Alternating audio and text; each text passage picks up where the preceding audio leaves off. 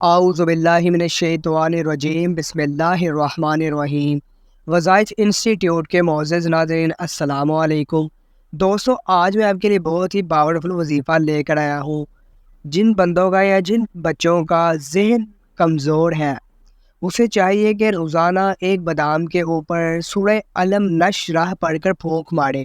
ہر فرض نماز کے بعد دایاں ہاتھ پیشانی پر رکھ کر 11 مرتبہ یا قویو پڑھے۔ نیز ہر فرض نماز کے بعد دایاں ہاتھ دل کی طرف رکھ کر سورہ طٰہٰ پارہ نمبر 16 کی آیت 25 تا 28 7 مرتبہ پڑھ لیا کرے۔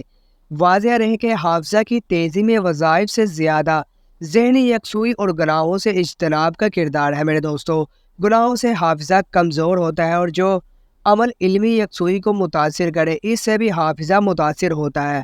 تعلیم کے دوران ایسی کوئی بھی مشغولیت جو توجہ تقسیم یا منترش کر دے وہ نقصان دہ ہے۔ خصوصاً موبائل اور انٹرنیٹ وغیرہ کا بے جا استعمال کی وجہ سے بھی دماغ کمزور ہو جاتا ہے۔ نیز بہار، منہ، کشمش اور بادام کا استعمال تقویت حافظہ کے لیے مفید ہے۔ مسواک کا 5 گانا نماز سے پہلے وضو میں استعمال اور کثرت تلاوت قرآن مجید و استغفار سے باطن روشن ہوتا ہے جو قوت حافظہ کا باعث ہے۔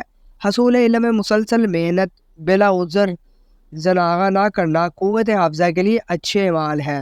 کم خوابی بھی حافظہ اور ذہانت پر ذہن کا اثر کرتی ہے۔